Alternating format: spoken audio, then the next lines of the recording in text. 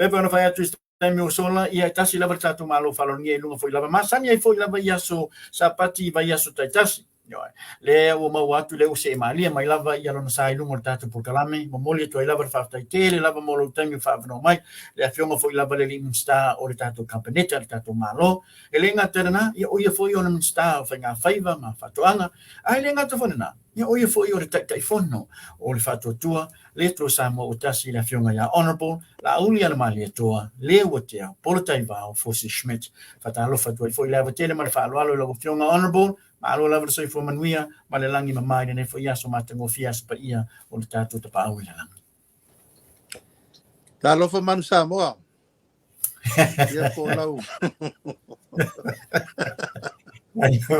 ya mo lau te lenga voi fale alili ma lo se fo manuia I lau xonga le fonga tatu Polokalame ia fata Alofa tuai I le tulanga lo ia I lau xonga ma tatu televisi fa sala lau nei fo I tulanga sapati ma lo se fo manuia ia te tunungo lo manuia me uma le nai tu fata Alofa tu fo I le mai mo mai si tatu tunungo mtapa anga masani ia sa taitasi mo el tatu fata tanonga ia ia le tua Samoa wa tatu taunu mai fo ni sapati pa ia mo wai fo se malolonga ma se fati pinga malos ia me se fo se upu fala lai au fale nganga tai to wai na ni vai aso foi la tatu wanga ia fata Alofa Samoa ia tunu mau pe la volta fo le langi mo men ni fata tanonga ia me se tatu tunu Samoa nei malu falta le malu fal malo ia tainane pa ia fale tunu malo se fo Pulotu malo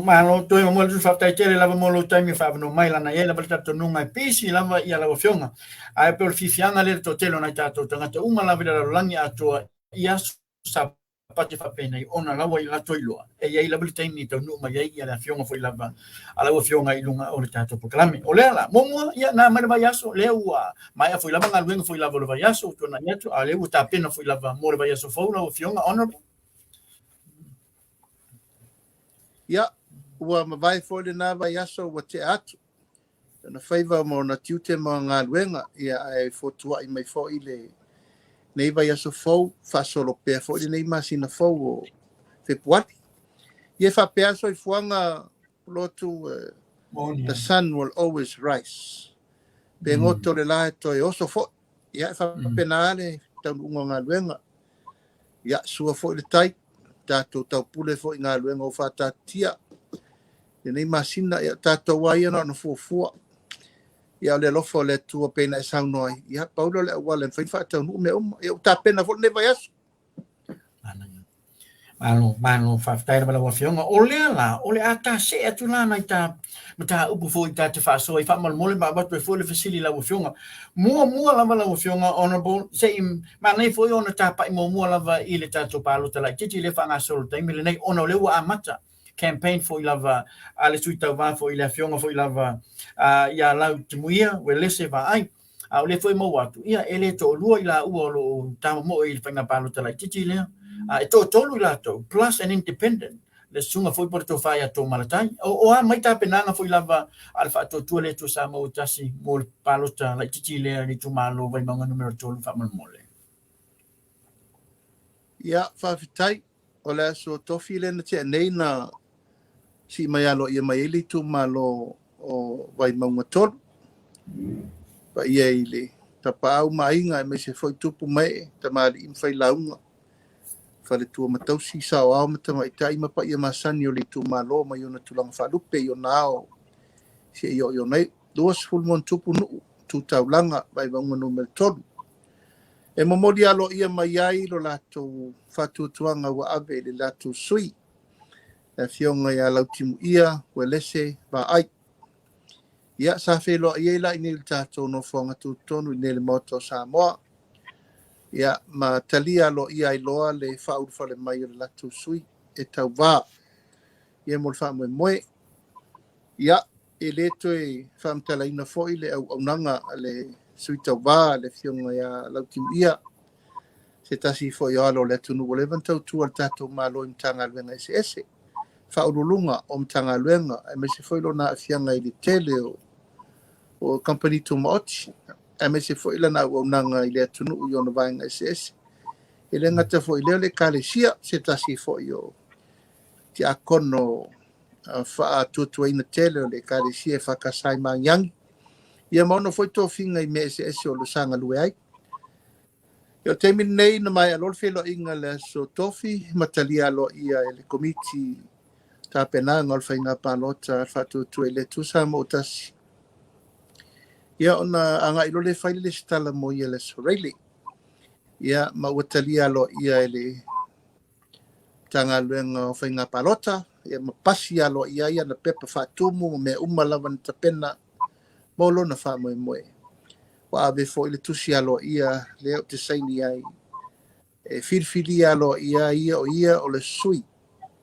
tauva to tasi al fatu tu ile tusa mo tasi tauva fa mo nei ya mai le lava sei si mea ya nga iai le tulanga pulotu na le strategy masani lava sa ta pena fo isfa nga palota mua tasi le suita vai lona lua ia matua ato to le ta pena lona to mai lona tawaloa lona tamari anga ia tulanga mo fa pena lona tolu ia iai le langolango alona ainga ia lona nuu ya miseli tu malo pa me mana lesa mato vai ya malanganga fanga itia wa tapena uma mena ya na fa wa tapena tu se taimi wa na evala watu le felo tu si va ao fi mo se lu felo inga male fi o suita va e fa solo i foi e fisi masani ya na ia foi lava tapena nga fa loto i fale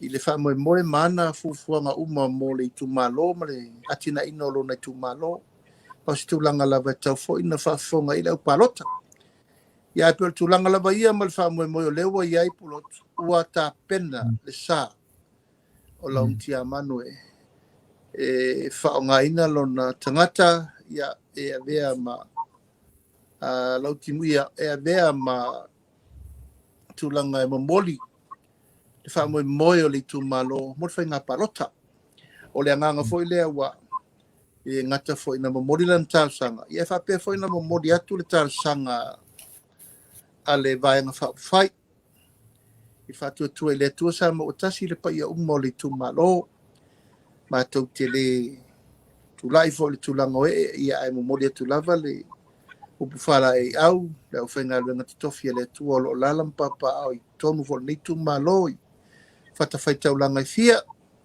ya me se foi le pai o le tu malo yo na tu langa falupe te mali im fai launga tupu mai fa le tu matausi sa o ma tu mai ta i se o lava le malo se no o male avoluma o e ma fai na la to tu si au fili suita va ne ia si ma ma va i le o le nganga ia ua nei to e ia le tu langa le tantu a o le sui al fa le vai maunga tolu ono tu lango leo tu lai fainga malo ya ele lava le sa fa e tu langa e mautino ai e fatino tu langa uma mole le lei al walu lumba ole tu malo yo no vai ngai se ale tu langa la tamaia Pulotu wata pena le sa o lautin ia wele se vai e sa uni mo fainga palota Ano fafta e fia o te fia mana o lava ia watu le fisili le lawa fionga lana o lawa fionga o le tai fono o lawa fionga fo le sui tai fo lava fa tu le tu Samoa tas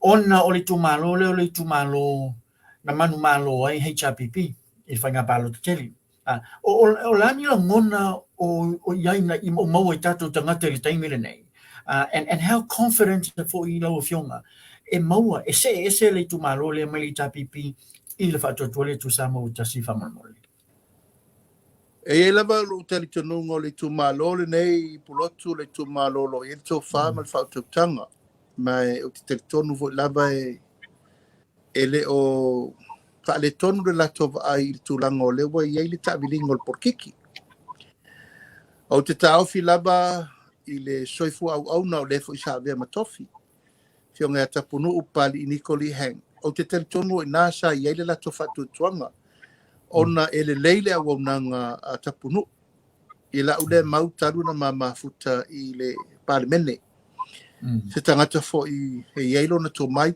o se tangata fo ia elo na ato toa. Mai taimi sa o mafuta i apari, o se tasi ne o tangata sa o fatu tua iai, vea o mafongo fetalai, o te tonu i lona tamao a inga, o te tonu i le mafaufaunga, o te tonu fo i ana tua lalo e mai a tea. Ono se tangata e le leila na tō wha. Ia, o ina leo te loa sa iai le lifa, o le fatu tuanga le tu malo i futio wa sola, maso wad. O le tulo na lua, ono la sa tu la i le whainga malo sa matu iei uma. Ta wabel malo. The government was on the side of HRPP. I le tu malo le sa matu iei uma. O te talitonu foila, o inana ave iei le fatu tuanga le tu malo. Ono mena ele ngata first and foremost o papadi i la vaia o tapunu. I le lei o le tūlanga sa i tapunu malona tau aveina o le tofi. O umi voina i papali i le tofi. Remember, fatu a le tau tua pali i na wala au le tua. O le sign na o le tangata sa le leila ngā ruenga. That's the sign o le tangata sa le leila na mesa fatino. Ia a tonu fo i lavo i eni fa le tonu ma mea ia le mele na ua iai le fatu tuanga ma le tūlanga fo e vai i lava le atunu o le tangata malana mea na fai. Tangata fo i malana ngā ruenga le fue lulua se seli. Ia ai pel tūlanga nai lau mai tau. O le lau o mai ni le teimi le nei. Ia ua tu ua le malo le fionga e tapunu. A le ua se e atu ia le whitwhiringa o te le manatu fo i o te tautala whatau vā. Isi su ia tau vā. Peo leo te mai tau atu ia o fionga voia whianga i mari. Ia o se tasi fo i o tamari i o ritu malo. Le fionga voia sa mau. Ia o se tasi fo tamari i o ritu malo. O te le tautala whapaole la ia i o la fo ia i o la tu tamari anga. Ai o lau mai tau ma le tilo i le tō whāle tō malo. E ia le tō whāle tō malo e o e lango whainga malo o whitwhiria. Le malo o tū. Le malo o manu malo. Ia o inala le o te talitonu. O lea ia le tō whāle tō malo ma le upu whona na momoli mai. O la tau na nga i o no tūlanga ia wa mai au no whamatala tua. Ai o tūlanga lava i o lewa iai le fionga e lauti ia pifa pena se la ngona. O le laina lava le tasi o e o levan tau tua le malo. O iai o na tō mai wa iai o na fo i o na tamari anga. Ia mai silfia pulotu ia o le fionga ia lauti ia. Ia o le ainga o lewa fo i tau tua le ainga sava ai. Tonu o pāle mene ia. E mata mai lava i tua o na tua grandfathers, grand uncles, fionga ia va ai kolone, ia, no o lava i pāre mi o le malo, va ai kolone, ia, o fo ia, i le sui o le fono o le sui tofia, ia, whapena le si o na anko, ia, e sa tele rapi, ia, no o fo i lava i tūlanga maa warulungo, tato whainga malo, se e mai lalo le stupulanga i lalo mai, ia, o la fionga ia va ai papu, ia. Nā fo te sit fia, minsta wha fia, o milo na taimi le pāremene. Ia, se e mai le fionga le tō whalwa i malai a asiata sari moa, ia. O tūlanga uma ia va ai, ia, sau le moto pua, ai sori, doctor, ai sori, va ai, ia, o tūlanga fo i lava masani.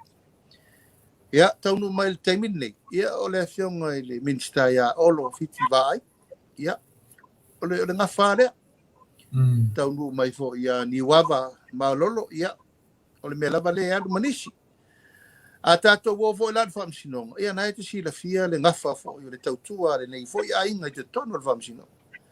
Ia, e o mai le taimi nei leo whiri a vem peresitene le whamsinonga le fionga ia le sa tere rapi vai.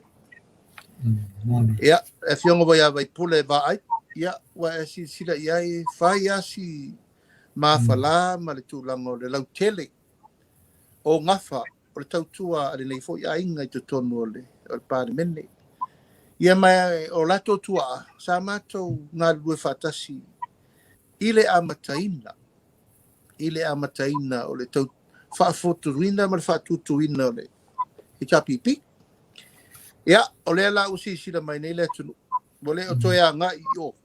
ia le wanga I mai le va fo le o fatu tua ile tua sa mo tasi ona o le tali tonunga o ia se me le i fo tua ia le tonu ia se me le I fo fuai mo le mana ia pe fa pena se winga ma vai fo ina tu wasa na mato ia uma malangolango le la va fa fai e mato ke mai mato te tu la fa tasi langolango le fa nga filinga sa mo tu la ia fatu tua ile tua sa mo tasi le vai ta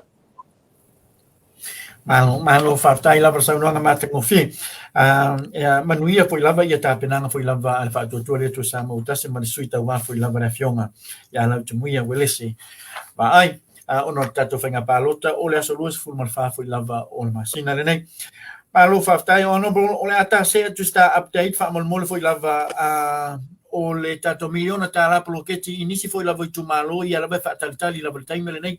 Ma fa la lo me foi lava nisi foi la to foi lava le fia I lunga foi lava penga fai lange fai ona e sau no mai lava ma sau fa la telenga foi lava I tato miliona ta la ploketi fa mole lava honorable ia o te tonu Pulotu sa fa longo mai le fono muli le pa le mene le na rulei ma ina le sa tau mo fai ai tau tutu mai sesi ngai ngoinga fo sesi new strategy e fatu la ia le mau fa fita o le tu ploketi ia mai le tio ses na te lona pisa mai ala matanga le advesia al fina ngalo le malo e le tu uai me te tau na fight we had to move forward and sort it out we have to consolidate communicate and cooperate for the way forward ma me ta wona ia na voi te sila fia ia e leise si mena e le sola pule pola me le tupu.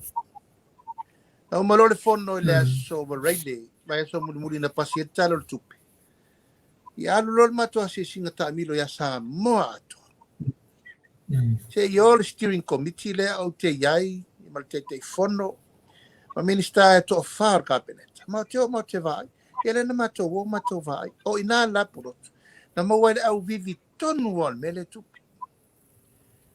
Tele me te tauna sort out on o le faso soina o le ruse la wafi le na ia mai o te fie ta watu wa tele na so la pule ni se tu malo sa ile to tu nga ai ai ni se tu malo o lo o fa tau mo fai pe e fono ia mai el tu langa so ta ina le va ono o suyo el committee e si tu malo mo to ave sia ono el committee ia tu langa la le o le faso so ino tupe ma fa no tupe ya ma le o mana tu ta ya o la le si ma to fono ta ya o ta fu e mai li potio tu malo o umana so lo pule mai tu malo o ta lo na move forward a matalona mo wala to ta miliona mai valu tu malo i we fa 4 miliona bo le si fia le u fa solo ala to fa vai en fa solo foi Polokalame o le o mana mai o si tu ta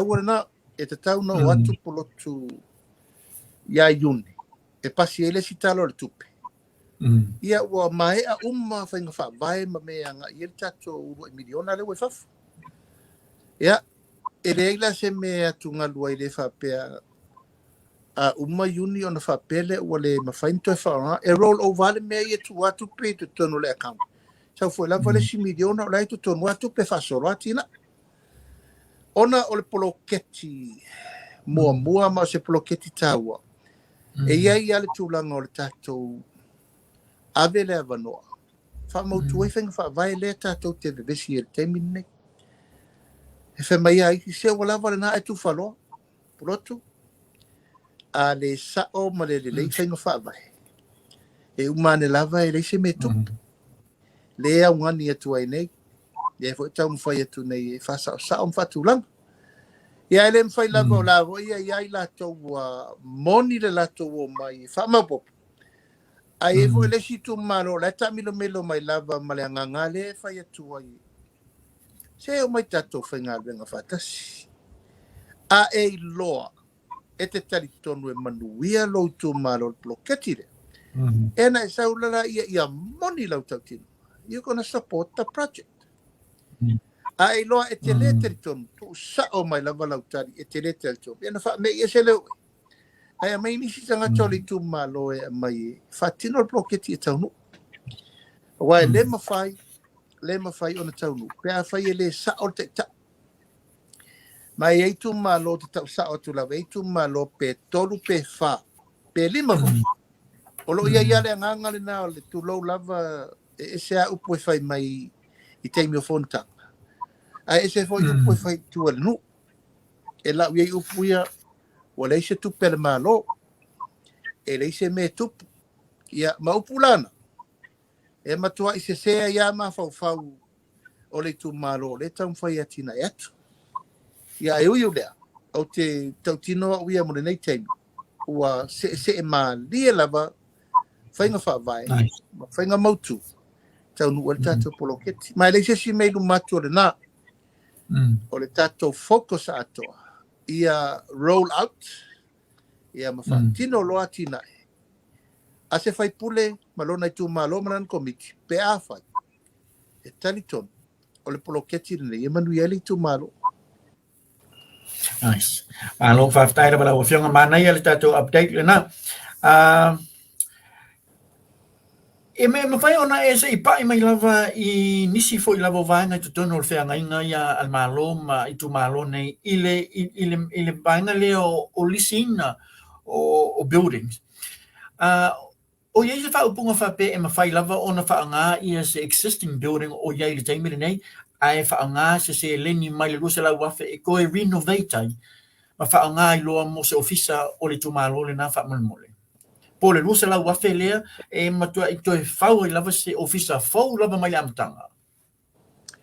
E se tasi le nā whainga whaabai le I manino le leila amatanga pe leo no whai atu.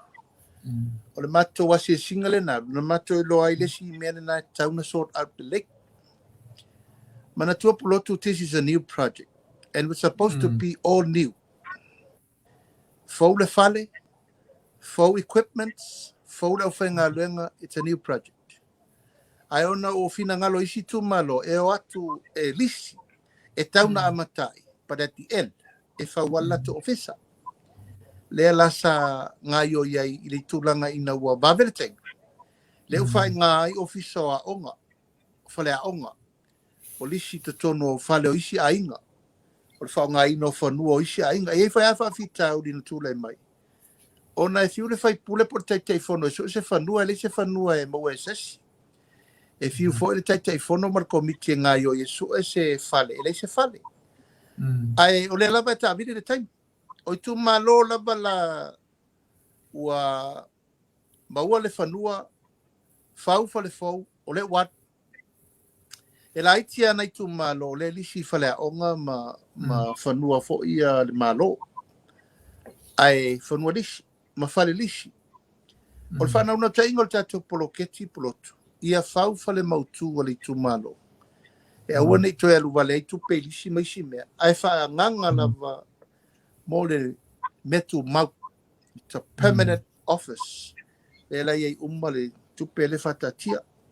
Ia, ai whapena le whasolonga so se mea a mata lava ma se poloketi fauvo.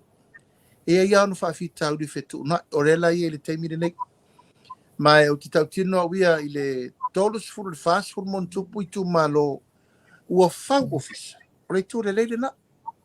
Wa fo I le wa amata e fau atu lava ia maanga I e lava e wha mautu. Ia ono le teimire nei ua vabele teimi. Ia la ia ina I tu malo ia la tau te whaonga ina ia whalilisi. A whapefo I lava o le fina ngalo le tu malo e mautu ma le lei ma mauti noa le le whalilisi. So pe it. A wai le tau toi alu se tu pe whau se whale fau a le ua mautu. Ma iei tu malo le mato wa se singa na mato watu. O le matua I mautu lava o whalilisi. E iai le tu malo whale ata lua.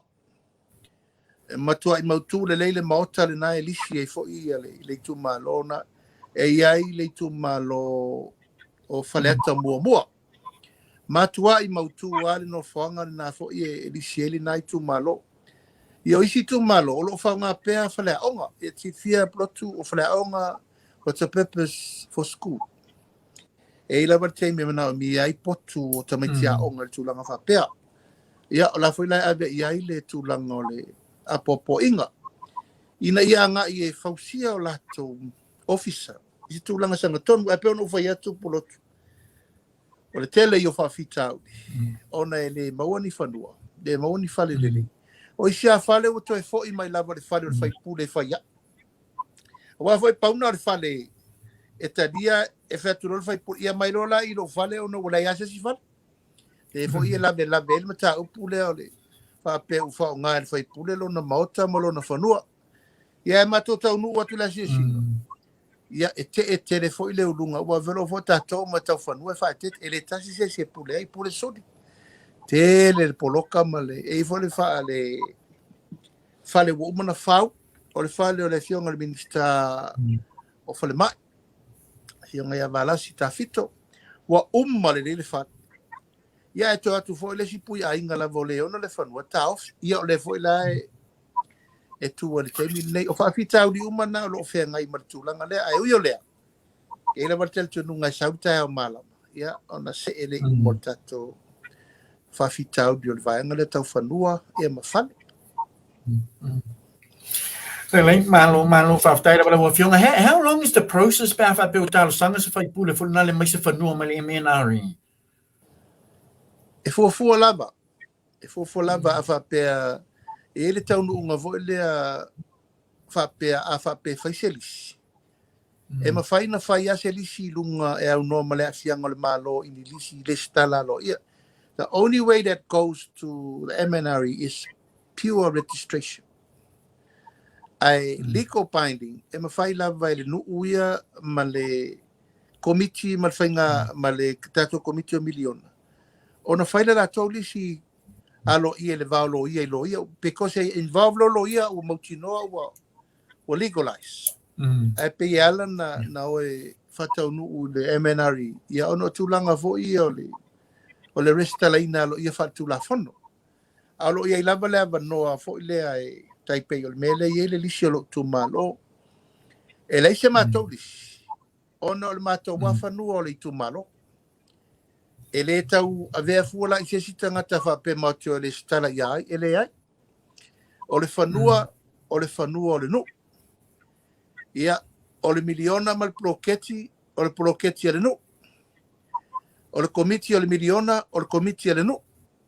Ia e leila se me o la tatou anga i e fue fesiringia le tūlanga o le lisi. Langa e leise matou lisi e whaia langa o le whanua o le nu. E ui fwe lava o lea tele tua inga o lea anga i mai e tau e whape mai o lo whanua ia o lea tu wai i le whare. Ia manga i mai o lea o te maua uma ia tupa le lisi. Pulotu mal whafonga le atunu ia le wo fai atu fase fulu i langa o le lava e sauno mai le sunga atu le epa ma le laitu. Ia o au le ai o matupa le lisi o le miliona poloketi. Fa maruru atu. E foi whafonga tapu ai so tu malom Samoa atu. O le mato nu e leise lisi. O no le whanua le nu. E lei foi se lisi o alu i so ingoa. O alu me i lungo le. I tu malo. Nga ngai whamaunga numere tolu. Ia, o whangai. Sa sina le tui ma op. Malo whaftaira wala wa fionga honorable. Ese le tau o le vaenga lea. Lano le mau tu lava nisi fo la tunu o lo whaaseina fo i lava le telefon ma whauwhango nai tātou tangata. A lewa manino mai lava i lawa fionga. Ia, le ai lava ma se vaenga whapena. Toi mamole toi fo i le whaftai kele lava i lawa fionga mo le whamanino lea. Ese le tau ua. E le toi whaafsilingia fo i lawa fionga le tau pule. Ma le vaenga lea. Lano lewa mai sa o lava e lawa fionga. Ai ole ata se e tula whamolmole honorable i le tātou forensic audit investigation whamolmole ono le iei liso na manga le whatatau fo i lawa i kaponi ma le tātou middleman. Now firstly, mata o whanga solo i asu e ngā a le tātou forensic audit investigation po o leo o tātou tau nuu i le taimi leo le tenda tuaima whatanoina nisi fo company o leo ingelesi i le tenda leo process o le tātou ngā ruenga le whamolmole. Ia, masalo se taimi mo sa banoa ma le minista tupe o lana mtanga runga tonu le forensic audit. O lawa ilunga o le filinga o company la tau te whatino le audit. E watu le pepa e ka peneta.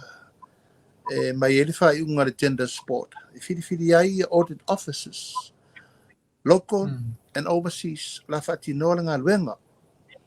Pa wale mele mātuk te mai tawina le temini, o le whatuputupu la ia peo le lisi o me ave audit. E wa le saua le temi, o le o atu lava o le ngaluenga le mea, ia mawatu le mea, ia whapopo le lisi.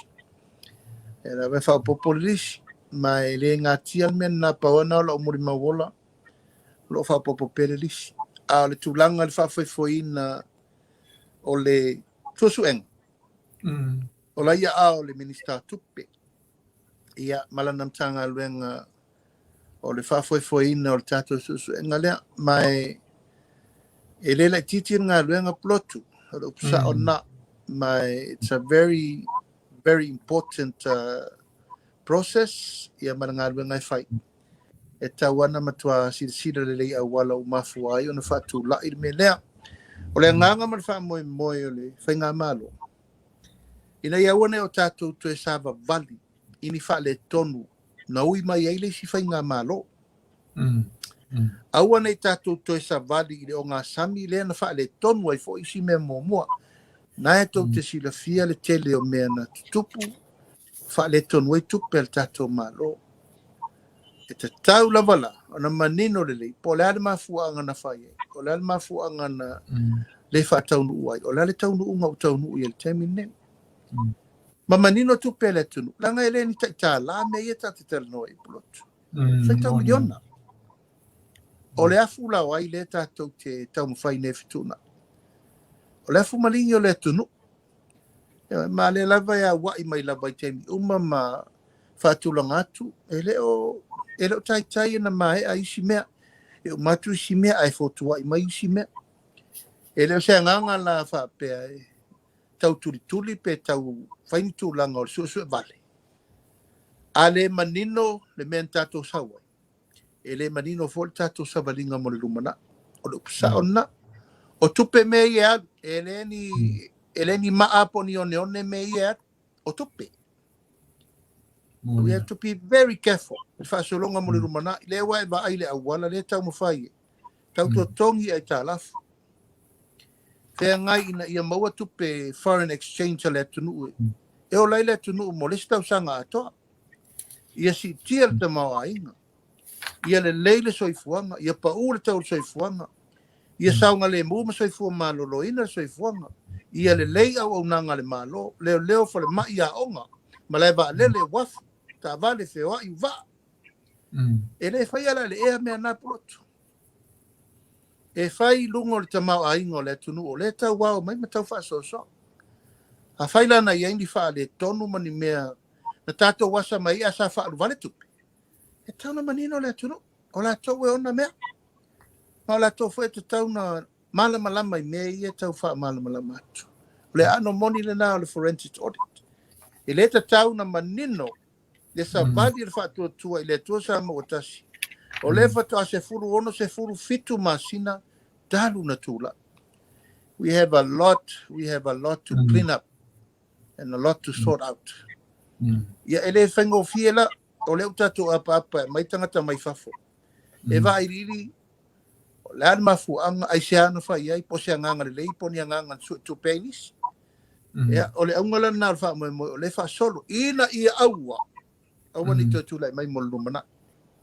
Malo whaftai ra wala o fionga. E iei la wanga leo te fia pai atua iei wha molmoli. And I just need your confirmation wha molmoli lava. It's kapongi, the carbon credit ala tato tunu. Is that part o le tato forensic audit investigation wha molmoli? O to tonu Talo nai whanonga ma le fono. Lea na kolosi mai ai tonu ia e fionga minister cap and credit. A whai ngoi o minister cap and credit.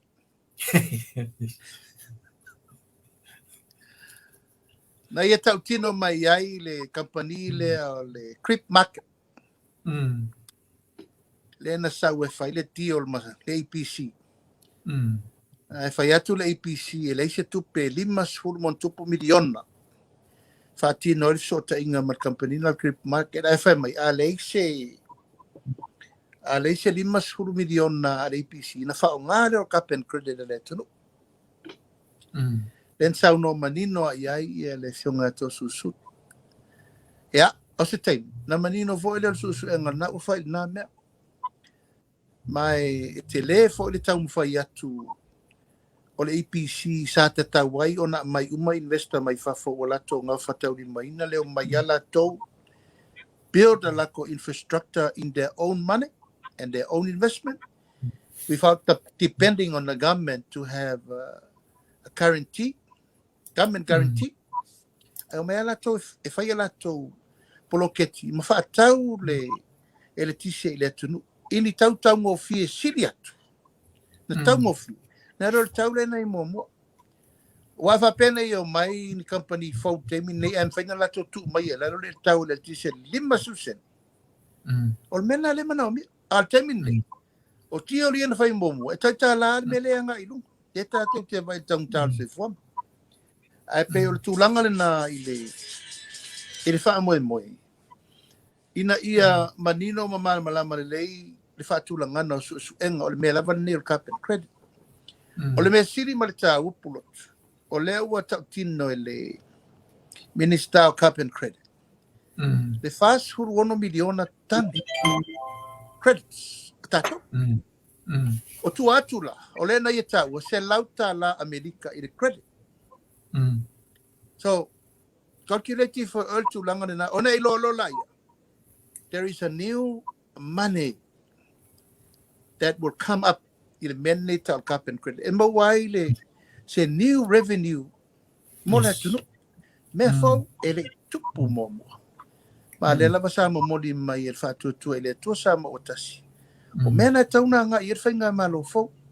We need the new money, the new people, the new investment, the new idea. This is one of the new ideas. Lesa tau su atune ia o faiva o fiti e lilo o faiva foi o matematenga o lo tau so lava le masalo o le na masalo salo po o fa nga pe fa nga o me na la o masa wal tai me mo e la nga ngene minista sisio manga sa idio po ua iai ni tangata o lato fa nga ina fa sori tu la fono le cap and credit le tunu ava pe o iai ele mo foi na le mo you know, it will be black and white.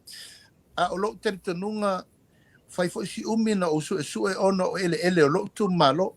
I have 70 to 80,000 acres of credit to be claimed by my own land o le tu malo, the landowners o le ngai fo monga numero tolo. E ele tu langa e fesiringi ai lava o nga ele tu malo taitasi. E fia se tau credit o tau pua ina mo le vate atea ma le o sone o le lalolaki. A oawia, wa mai ana whai lau survey. O umano tiro wia ia ma whaatalitari la le mele usao noa iai le fionga le minista o sio ma. E na sawa elona i o le tino i tupe mo le atunu. Ia, o na ngai mai lole i lalo i o ngā ele tau Samoa ia lava ele o le tu malo. Ma waifa manuanga mo le tu malo, ma le tunu ato. Ma lo fa tai la bala fionga I suppose ole awala le anga I toila la officially fa mo la fionga moni la bala sa noanga in the fast full million tons of credits that we currently have in storage on the sa noanga la fionga ya honorable to sulunita will middleman was involved in that carbon credits on APC lela tu sa ita umaya ina somebody might have claimed some our credits back in what 2014 between 2014 and 2016 o se soli tu la fono le vanga le mata titali tonu sa iai se vanga fa besa tupu le 3 million na fa mole and also can you confirm with us o lo iai le mata upule tu tonu o le tato forensic audit investigation fa mole la vulnerable I can confirm o la iai le creep market le a fia le tato cap and credit. Cap and credit is a straightforward process. The minister will always investigate by himself. Doesn't have to go through the mele su le tulanga le forensic audit. E te lele malusi anga o le minister sisio manga because it's registered to the UN. O le UN la to te regulatinga tulanga le o le amount of credit of carbon that we are producing every year. Le la maua mai ele tato fast food 1 miliona tane le o le credit. Ia, mai whaingo fia lava o nei loa langa o me whaavao malo. Samoa is claiming what it's available to its environment. I le tuwhatasinga leo le tunu atua, le na ili poki renga whai e Japan, 2014. O le report la le nā Pulotu, e a whiai ele o le tu nuu atua, the global state of Samoa. Ai mana tua tu tonu ele ia, e ei ele tu maoti, e ei ele le public land, e ei ele le malo, e ei fo ima ele customary land o tu malo ia. So, e ei le tu langa fo ele ani te iwa, ei nisi ngai ngoinga tātou te leilo atu. Ia mai le ases me leilo. O le wa mata na nga ei le sila le fionga le minista o sisio mang. Se taimi o momo, ona wha iloa lea, mai au te tautino atu ana wha pēa e leini tūlanga wha alatua. E leia se me tu. A le o sao noa le minister sisioma. O le tau fio fietu cap and credit, a le o claim me le wali i o le creep market. If EPC doesn't come up with 51 million, why don't they use cap and credit of Samoa? So there's a lot of deal going around without the knowledge of government. But we'll see when the minister say tato titsilo. Por aso suang al minister la o ye. Mana ya, malo whawhai lava. Ia tātou te tala mo le tātou minister. Ia wha tope lana ngā ruenga ia wawe maua mai se tali o le tātou mta upu lea. Malo whawhai o le ata se tu le isi a tā mta upu whamole lau whionga honorable. Ono leo matua ile te pose li lo vainga lea. Ese te tāu sau whamaninonga fo i lava masau whaalau te lenga. I lunga o penga te whailangi taimi le and it's quite offensive to a lot of us. E whatatau le I lau whainga malanga lena nga ia tu o I whiti. Lena sau noa I fōi I rata itai o le tua ngai, o le situ. Ma whapea mai sana whamatalanga o lau whainga malanga lea ele I approving ele tātou kabineta. E ma whai ona e se a mai alafa se tali sao lava whamole lava I a settle lai fōi I confusion for nai tātou tangata taimina nei. Leva tēnā mai whaloa. Ya.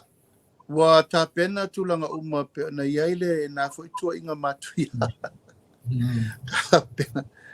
ta pena lo te ile oso I foi lungo nei tua inga matu ya lava mua ele valaudia o le fono lo na lua ele se me o te wai lo na tolu o tau muli le malanga minister tupe ma le fionga le tamai tai pare mia e lo na tfa o tudia o fafo ma le fono ya lotu o masani vo le nei me o tua iso o mau mema matau ya wo tapena pena le leo lewa tapena maile wala udia fa pitoa na leino walu fiti e se a fo ila u fatulanga na le malanga le lango fiti termina sa fo no mai tai o Pacifica tai minister tupe mo Pacifica o tai mo pale mi o Pacifica e ai avatuia o le minister fainga fai ono le fono tanga e saini e le ono sful miliona Amerika. Mo whainga whaiva le Pacifica. Sa au saini e le matofi nau na ave, ia Amerika. E le te tau ona toe lai titilan na sosoani mo le Pacifica. Sa lua sful miliona. E na mato tu fatasi lola ia ma minister mo le Pacifica. E tau na ave iai. O lewa e vai mai wanga I mai sia tunu asia la tau teo mai whangota le o ngā Samuel Pacific. E tau na wheo lolo si o tō mea mai. Ma tō si I mai asi I le lua se lau pasene le proposal fau lea from 20 million US to 60 million US. I o lela na rino walu na mato whelo I whatasi e ma le whailau tusi o le malo Amerika. Le mai laval te mai te ese fo ila le whaalau na whaile mato fondo. Na mato te lo I fifi. Ma saini e lo le tali e ina o le ono sfuru Amerika. E a fia I masa mo te tonu le Pacifica ato. Ma e lela lo I fo le lima I se furu miliona. Tato tu pe maua mai e I le vai nga leo le. O le ono sfuru miliona. Ia, ai wo te. Ia. Ai wo te I ua matua sau fo. Fasoro ato. La vare nei fai so. Ia, ua le lau mai e tu langa nai. Tu per malo. Ia, o le taimi ua whapea I le tauna walu, le se mea leino walu. E ma whai mai na uma I nā I fiti. E na ulatu le whai mele nta whelo I nā la wasi singa fōre. Pulotu e se al taimi nā ruela se singa I Australia. E se te mina fai me e fiti. Ia malesi tu langa sili o na fa no no ai. Wana sa no ai upu fa winga lua ile vafa senga e o. Ia mala minista tupe. E ia fa lele Pulotu e fo ye mai tau o fallinga mai wana fai ni fa upunga e besi ele mato vano no fo. Ia maleali I fo i o minista tupe marana fo I fa na e fa pena fo sho to lua ma fa na. Oni upu e la lafo. E fa tupu tele ina ile tūlanga o le lefe alo fani. E mani tūlanga e nate la lafo ai ni upu mata ngā. Le tausinga o le vanu no fo mau nei masuita maitai o le kapeneta ma tūlanga whapea. Upu whauinga lua mai le. A whai o ni mea na whai e lona taimi hau tūla I e malana kapeneta. Ia, o tū maangana tangata e sau noa I me whapea. Ka whai na lato whai e tūlanga whapea.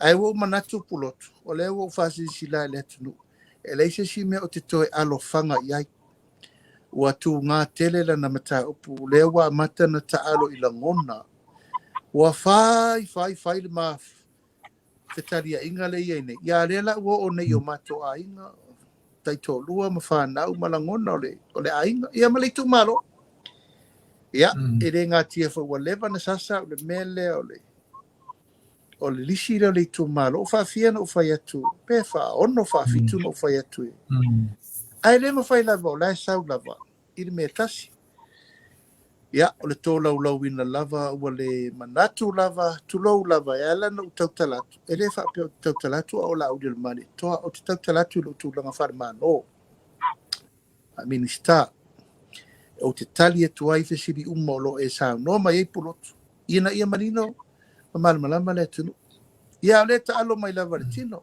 e wo manatu ai mo si fia le tunu ta ia e fai umai e fufuanga malava paperworks and everything to inatu I mo lo ia wa taulona press le metau na fight I have enough wa tele na upu mana tala le tala fe ngai wa lofa fo le tapo inga si tu malo e inu vai o ona lava ia matele lo lato manatu mai lo wa apa tu lava e mari lia no sa ia o mato fo o tangata ola I o mato langona we have feelings we have cut feelings ele ma faina mato no fo ai fa pe au fai per sa o tongo ni tangata e tu wa ia ma pula ia na upo fai he can call you in anything else ile o langa ma me uma Pulotu ia o le me fai a cha nei fai a o tai o mem sa fo o fai tu fo ia o iniste a le langona lava ia wa tauna fai le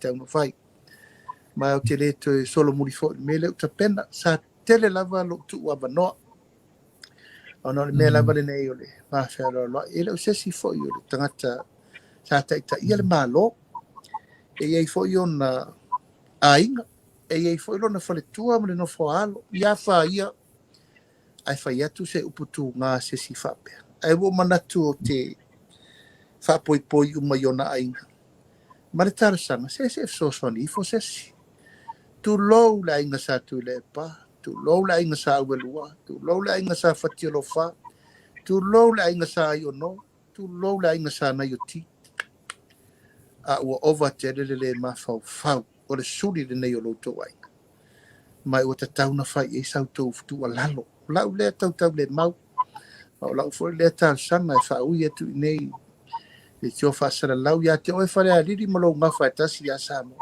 a fai o te fa ui tu lau Polokalame ua sala na fa ui ma o inala u tu lalo le ave ele I lava e a lea o lava I le pale mele o Samoa o lava le fofonga feta lai fili o le malo Samoa o le pale mia fili o le malo Samoa ma matou tulanga tofi o lo o fai pere le mi ngao o le sunga ya sai lele tu lo swafa la ngao la save uai fo le ma ave le fua sa ma fai ngao ai ngolo sapi ai e mo na tau ave e fa pela a la tu mato o po feta ye o la fo e o ya inga te fa poi e tu la vai vanga na le ainga o na tu te fai to e fia ma Pulotu I le whaapea se sa noa se tangata e manu i malu o le ainga o rona ia tau a beina.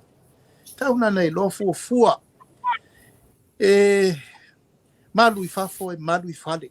Ala le upu le fai. E tu i fua ia alu. E reo alu ia sai lele. Maria le ngoi. Olo na ingoa atore na. A le lungo. Me tau a loa. Me tau a loa le tunu. E o mana tua le. Pulotu a fai te manu o le suri moni ma le sui wha vai. Te whae tete. Langa te tau ave o lau upu e lafo e te tele ai lave la vea yo a inga. E te tele ta whenga se futia vai singano. E ai e oele vine moto ai mangi e ngia o mani follow ai. Pa pena le mele ai sau pēr le mata upu le e te o i e te ilo ai. E reo si tangata moni na te tausia se a inga. Na ala na pai uma i suafa nei e sapi e nei o nol taimi o lon tofi pare mea. Ioi, o i e te loe se tangata i le sana mea. He doesn't own it. He doesn't care. He doesn't respect it. You know, he doesn't honor it. Ioi. Au ta itale nei, ta itale nei e ronga le mea Pulotu. E te whae te heti. You know, the last thing I've ever done for this man, the tamalo fo leo Ban Ki-moon, the UN Secretary General, lena sau Samoa, ile sits. Yo, sau lena sau nei. Vidi mai e te ulauli. Malilo finangalo. A mai le matai le o ela a fai le sofa tupua. E wha matai el te malo le sa. No fatula ia o la me la vatu e for matai o lo wa inga ele alua e se matai o lo wa inga pe fa pe ole. E mai o le matai le. E tu sale leia ma le tupua le a o le malo te mi. O te mana e mai sofa tupua le e avel te malo. E tele inta to member wa mai. Ile UN. O fatu tu le epa. O le sa uni la no for le tupua. Na te si la fia. Ala va fena e fai mai e te alu. Va fena e fai mai e te awe ave le i fai ala no fo e tau na fai. A me wo fo i mai tuai lo a inga e fai me lo a inga tasi al tanga te matalai. O oi. E fatari le fai e o se tonu e tau no tala no ai lo a inga. E te sira fia Pulotu le nā mea o te alu lo a inga male matui tui o la upu la fai. Ai sau lava le musunga i lo lotu. A wane e tiro o se osi ngā taulanga po se whaaloalo motu i le epa. O le whaaloalo mo Samoa. E ave ai le o sauta maloa. O le whaaululunga o le UN. E ave el tato whaaloalo ina ia manatua Samoa. E mai eni soani se tele mo le tatua tunu. Pulotu ele i whaiala unofo le tupua. Ai ave. Ya Ban Ki-moon. Lena vai nele tupu o te malo Ban Ki-moon. Wa sila yai e fo ai male fatu le na me. Ono lo na mana. Lela wa sila na ile ke ai me sina ai si ai. He just wanted to use it. Wa vai na fa alo te le na o fai. Na o fai ono le taulanga osi mo Samoa e afi. Ile fa o lungo le UN. Ina ia mo se fa manianga mo Samoa. Le tele na sau mai le mau mele sau nele ile climate change because of it. However, you're sounding a le fai mai e tau. Day and night. E laulo kuru, laulo pepe, laulo ngoi, ile ma falo le tunu. It's easy for him to say that. O Pulotu, I have enough. O te loa wa tau na fasao. Ma o tau lona tuu le metu. Wa Alofa le tunu. E umana fai mai tu la fono le pale. Mene pasi se tangata wa tea. Expel, detention, or suspend mal pare mene afa mai le popole I tu la fono al pare talo fai e wo banatu e batu la fa mam la mangale na Pulotu ina ia manino na mala malama le Samo ile tu ai ngata nei e ni tangata e matua le ai sona fa alo le tunu e le popole upu matala whatever he said it will go. Ma le mea fo e fai mai ai sa o i elo na manatu. E le tā ua le pāle mene, le tā ua le whaafonga le atunu, a tā ua lo na mana. E mana o la vai upu. Pulotu, I don't know pe wa yai se tamali i o le tunu ua whanau mai talung tātou whiola i upu whai o malo. Wana la lau le tunu tu lau Samoa ini puaa. Oni mea saa sol whanua. Oni maile tu lau whaafonga le tunu. Wana lau whaafenga inga tau langi. I mata upu tau le leo ai yafu. E ola le ola o tangata. Ave fai fe au de whaamasinonga whaatu lai.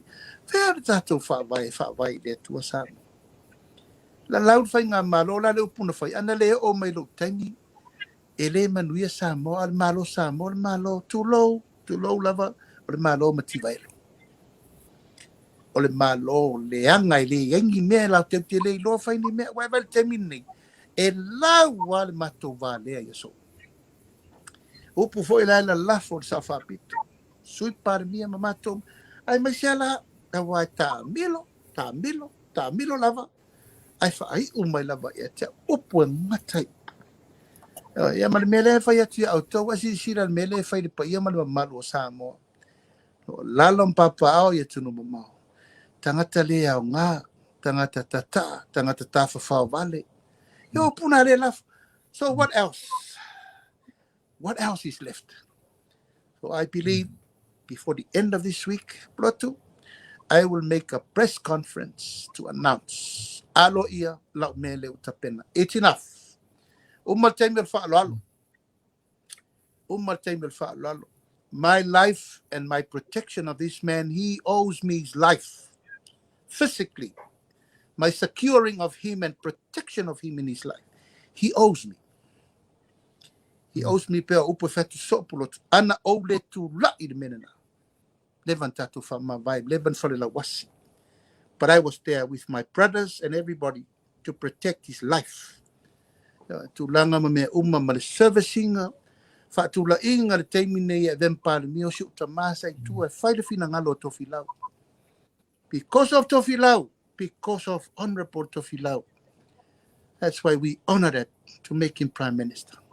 However, me le whai mai. Ile iei fo ini tae alo na teimi whaapale mi tangata wale ina lo ngalau. Because of what? Everybody in cabinet that time doesn't like him at all. Ole na mea na whai. Ore nau loa tuturi umana I toi ina I ele fifi e te. E mai lona lana kengi toton. A leo tato vai. One party state. One party system. Controlled by him. Ore sau lola I ole upulea. Wale mi ngauro ia Samoa. Ore taunu unga. Ore nofo inga le nei. Ma le tala wha solo pito Samoa. Pulotu. O ai na mafu ai na le mafau faule tunu. Who started? Who started this disrespectful language in the whole of Samoa on Facebook and everything? Oia. Oia na mua lava tautala le mafau fau le tunu tonu al pāmene. Oia na amata. Aira mele wa iei nei. Wa muli iei nisi o lato. Whaawau me leo le mafau fau ma le mi ngao le tunu. So I believe Pulotu whaafonga anga Samoa whaamalurua tu lava. A fai foi o leo o tua me nei lunga. Wata tau, I le teimi le nei, e le toi eisi tātou tue vai tua, o le anga I luma, mai e tatau na sort out tu la epa, ua le mi ngao tele, ma le mafau fau tele ia Samoa e le tatau, I si tangata wha maua lunga le mafau fau le mi ngao whapene, o le tātou tue fia ngai. Le wa beser parlemene, a beser court, what else? What else do we need? A wata tau na tūlai mai e pui, e mamalu, ma le tau aloa, o le whainga maloa Samoa. O le whiriwhiringa le nā Samoa, I le nofo inga le nei, whaatua I le tua Samoa o tasi. Mātou te o mai tau tua le tunu, alal me le whai le awa ma le po. Whaale angana ina ia suia I mawhau o tangati whainga luenga le maro, e against le maro. Nalal me tupu. Nale anga inga moriru manai, e leise me le maua. Whainga tai ngā luenga le whainga malo. Leo mato vai e. Whaafetai inisio whaurulunga le tanga luenga le malo. Whalapa tonga. Oro iai le lato to whasa ini. Eo me lango me whai atu. A le mato te loa le leila to toso vai. Ona ea. Whaalongo I o. Because he's manipulating them. And brainwash them. To keep on listening. Ia mawhaila na mele o le false hope. He's going to be back. Talo fai. Pulotu, ele I fai al filfili ngā Samoa, desi fai ngā palo. Ta aleo fai mai, o te toi fo I mai. Oka, se talo fai wha maua lunga na siri ese. Tana me voi lena fai palo, ele I fai al palo, ta le lua afe lu sutasi. Ai sao no e fast food mon tupu na sui tu le. Nal tari na mai ele tunu. Nal tari. Sui fai ngā malo. Ave ese ono lea, wai loa lea tua wo o mailo na taimi ta wena sui. Ato lea ngangan na Pulotu a malu lofo o mila tali. Ono wo manatu e te tau pa mamala. Manu whaftai ra o whionga ese le mana I o re vaenga le o pa ye ma esa no ia pe yo se tali le foi lava na te talo I lava I re tato tunu. Ona o le taimi o tele o taimi o le ai se kika ofi fore na le e ta ia so uma lava le vai aso o ia se vaenga o whaasanga tu fosi whamatalanga le mi ngā o whaasanga tu I lau whionga manisi foi lava tai pa pese o ainga. Ia o le o mawatu ia o pe o le vai aso fau le ua o le a batu e foi I le tele foi lava o faila ma me uma lava sa whaatupu mai lava I le tele foi lava o vaiaso lava whionga ia ma matalia foi lo le vaenga le ilunga foi lava whamasinonga. Esa mana ia wai elu te lunga honorable to tele nei tātou tangata sa whaatalitali I mele. Se whai unga whaapele na whaatalitali ma te talo iai au lea le a whaatanuina I le vaiaso fau. Ia mole toi lava le whaaftaitele lava I lava whionga because it is about time that somebody would do something about this because we can't just keep going on like this because it's hurting not only yourself but your ainga. Ia whape foi lava to tele foi lava o nei tātou tangata o lo I tutonu Samoa ma to telo mātou o lo alalam papa au ia tunu mamau lau whionga honorable. Ia, o le nā Pulotu, foi lea tate, walai lava seisi mea tate tua iai, o taulon fai me tauno fai. O uma le whaaloalo, o uma le whatamari, e tate whaapoi se upu ma se tala, ona ia, tate manu o le taimi mua le nei lewa o whaapoi ai ainga uma o swafa ia na te tau avea. Aisea, e au le tauola, e au le whaamota. Whaapoi ai ainga ne, ai tūla I maia, tūla I mai pēr la sai lele marile ngoi, o lona tupuanga na, lona tupuanga tonu na malefa to atato va ai lea I le tangata tonu lava. The real sai lele, we haven't known about it. Umaloa tofilau ma ai mo mato matua na whai al pati, wane il pati. Tua ma lepe matanga. Tua ma lepe ma fasofasofa. Pati man tato wo fai. Everyone. Your parents, my parents, and everybody was there. But develop le whai ngā malo. Ma le tato talitanunga. E wha au. Sau mai atof iava ai sau atofi lau sau mai ai musu le pasi le pol. He wants to hold it. E umane le me munmuriane pasi lan whanau matanga tolo na ina ele pasi ele tunu. That was the plan. That was the biggest plan. Fa sau fa I mala na whanau fa tumutumungo me ngatai me al malo. You know, he's the prime minister, the son in finance. What kind of government we have? What kind of nation we have? Is it belongs to Sailele family? No. We have to straighten that up. Tele mefa me la watu ya. Tele fa yatu. Lefa me la watu me sa fa lentonu lona taimi. Ya. A fau le leile li poti al pule msuotu. Siri fai tau miliona. Tupe ngau le malo na li poti. Le ai sau me tasina e fai yai. Not even one. Fa sao mai na nga o ye me fa ye me to tono li potina tele me foi le sao no mai o se mau ano me na fa ye no ma le ai cabinet se fulu miliona sa e fa nga ina lo ainga le lai te fa mai ne la watu we were holding back ono le vai dela la tatu wo lo taunu ye me tatu felo al famsino Paulo le walai mama manino mei o lotu la ipe ma ela lau mai ma ele ma fau mai ya te o malo tu malo ele se tu malo fata tia lo tu malo pulotu e pele ya te o wahin pele ya te o lo to lo malo fana wala me le fa it's just simple as that Ole soli tu la fono sili na ino ia il tatu wali faola. Ole tangata na te fatu pua masi singa. Ile vao ainga. That's what he's doing. And he loves doing it. Loves doing it. Tar sanga tuai. I ole tu malo a yaini o to Alofa. Fai se fufuanga. Fai se fufuanga wa tauna. Fai se awa inga. Sunga ya sai lele manile ngoi. Ono lona tui. Malona le minga umi. A whanga solo fufuanga le tunu. Malo whaftai wala o whionga honourable, o le umanino, umalava vaenga, umalava, ia na o le peila vo le mawatu, ia le tō tele ma tō telo nai tātou, te ngata leo ilu mata Polokalame, i o le mamoli mai lava la tō lo whaanga, ma la fo i te talo mai fo i mo la o whionga, ia manuia wha mo fo i lava i le vai aso fong, o se me te tau anu whai la wau lava tala tonunga, ma le tō telo nai tātou, te ngata, somebody has to do something, and not later, but now. I o le tala fia le nai la o whionga, e malo lava le toa, Malolo no sa ila ufionga. Ole Ositala is a good news. This news that we've just heard on the program, and we're looking forward to support you all the way, Ila Ufionga Honourable. I pay honor tata mi ia fo lava ia tata nunga tau fo lava sa malolonga.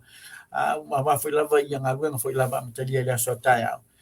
Ia o le se to le Polokalame fo lava mo se no muli fo lava Ila Ufionga sa un fa manato po yo lo fanga fo moli ma sa nonga muli. Ia ona ta fa ma vai le ia vetele lava mal fa alo. Ia whaftai Pulotu, whaftai fo Ila Ufionga, o sa upu la vale il tata nonga ne fiafi. O te whamaru watu Ila Ufionga. Leanga o ele tati tala noe mo mua tau atu ia upu mautala. O te whamaru lua tu fo i Samoa, malau whaafonga mai, le neitu la le fiafi pe a whai fo o sipa le la manga, ia masala le whautanga i sa upu o la fo atu. Tasi lava le nganga ia te au ia malama le tātou atu. Au tamanatu wa lava ia taimina ta moe le lefu ma le ia tala. Lava nei taimi sa ta inu ai pupu ngā, ma inu vai ona pe na le whengau ia malafo mai. O Alofa e lo tō lua ma lau whanau, o Alofa e lo i tū malo ma le tapu inga ma inga, o tau lona whai me taunu whai. O umana whai e le Fofoga wheta lai tu la fono teu nei. Ina ia malu ele maota o le atunu. Ai mai tau atu. Ele kea, ele popole, ele usta. Ia wo manatu ai. Wa tātou tau nu le tau nu unga e ngata i tau mawhainga. O le tau singa le file mu ma le vana nufu. O ta tau loa. O na tu uro le me tu iai.